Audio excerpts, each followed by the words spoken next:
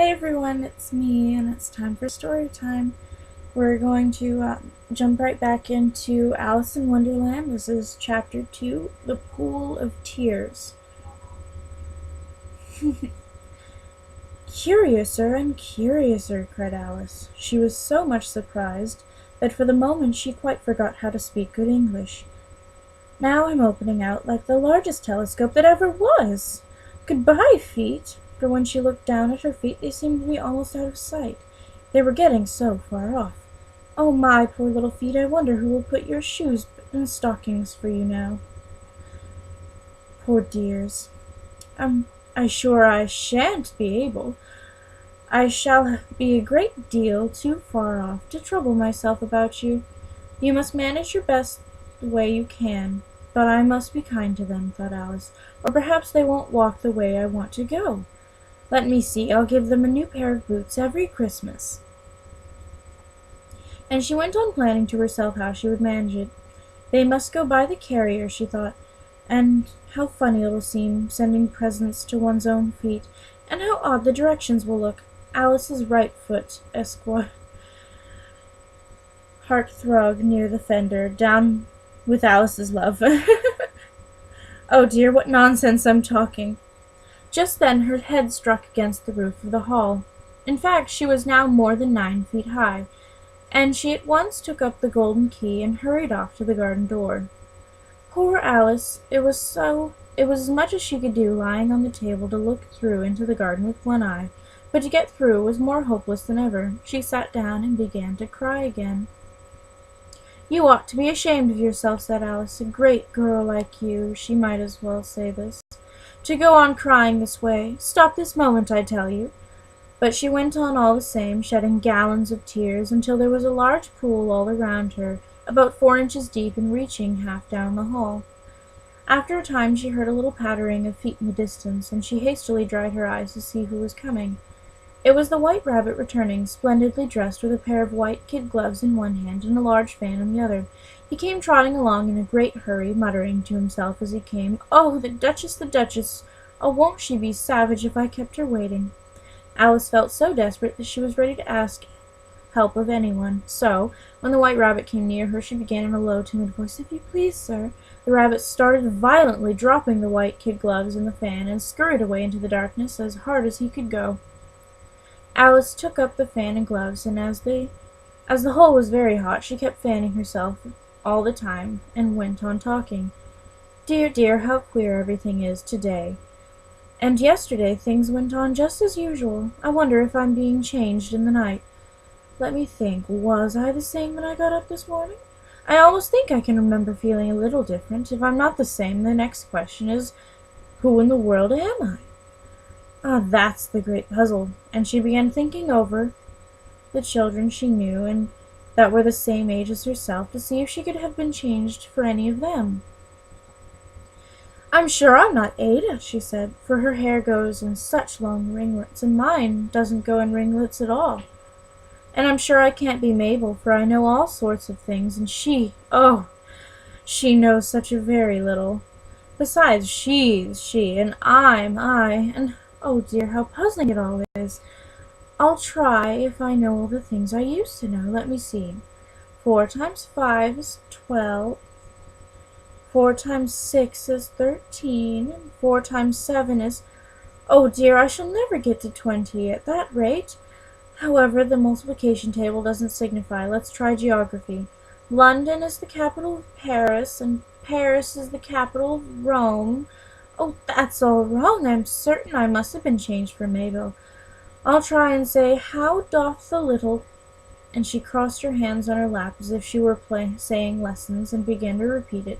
But her voice sounded hoarse and strange, and the words did not come as the same as they used to. How doth the little crocodile improve his shining tail, and pour the waters of the Nile on every golden scale? How cheerfully he seems to grin, how neatly spread his claws, and welcome little fishes in with gently smiling jaws. I'm sure those are not the right words, said poor Alice, and her eyes filled with tears again as she went on. I must be Mabel after all, and I shall have to go and live with that porky little house, and have next to no toys to play with, and oh, ever so many lessons to learn. No, I've made up my mind about it. If I'm Mabel, I'll stay down here. I'll be no use putting their heads down and saying, "Come up again, dear." I shall only look up and say, "Who am I then? Tell me that first, and then, if I like being that person, I'll come up. If not, I'll stay down here till I'm somebody else." "But, oh dear," cried Alice, with a sudden burst of tears, "I do wish they would put their heads down. I am so very tired of being alone here." As she said this, she looked down at her hands and was surprised to see that she had put one of the rabbit's little white kid gloves while she was talking.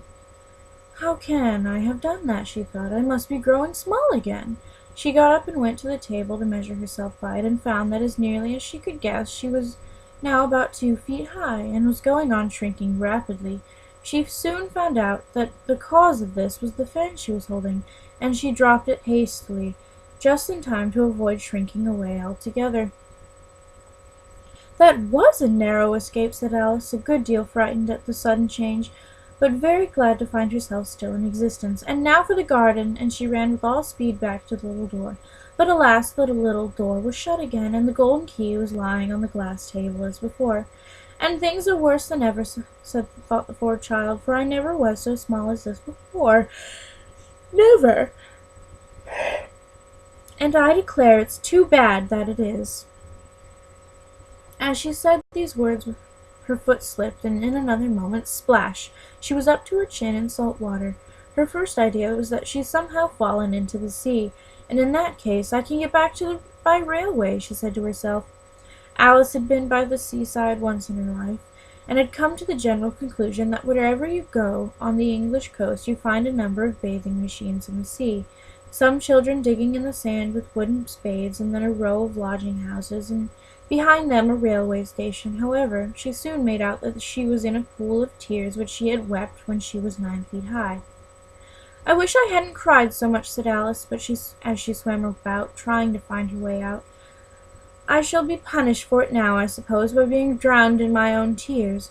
That will be a queer thing, to be sure. However, everything is queer today."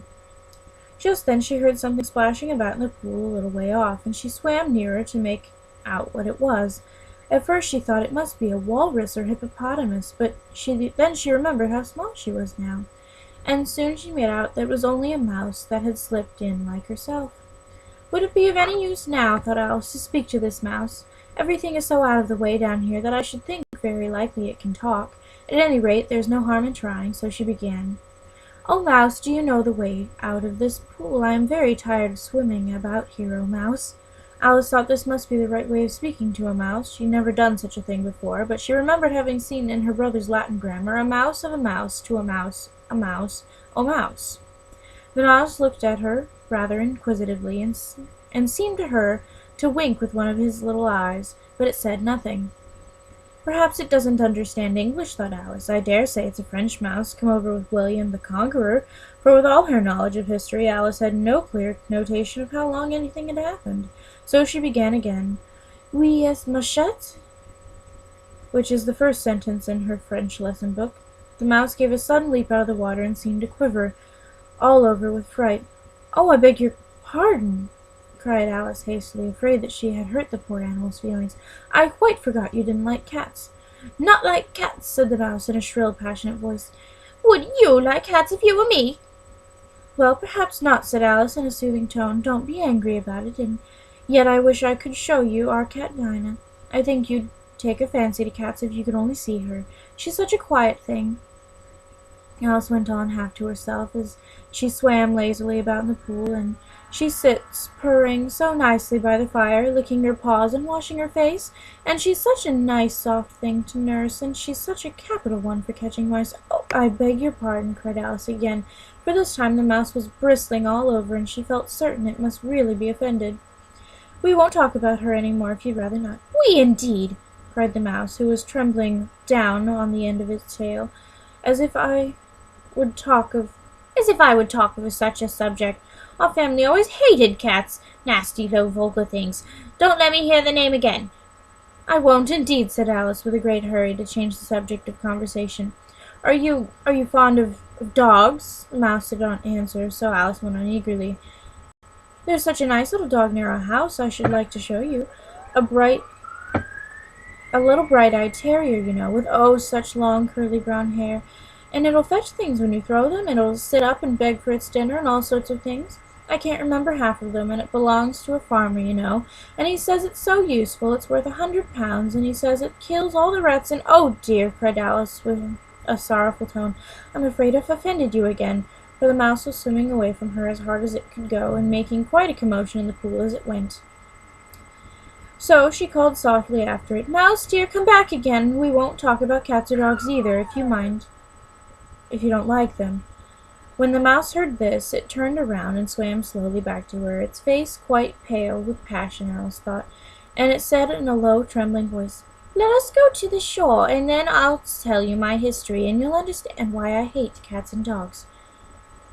It was high time to go, for the pool was getting quite crowded with birds and animals that had fallen into it. There was a duck and a dodo, and a lory and an eaglet, and several other curious creatures. Alice led the way, and the whole party swam to the shore. And that's chapter 2. So, I'll see you next time for another story. Bye.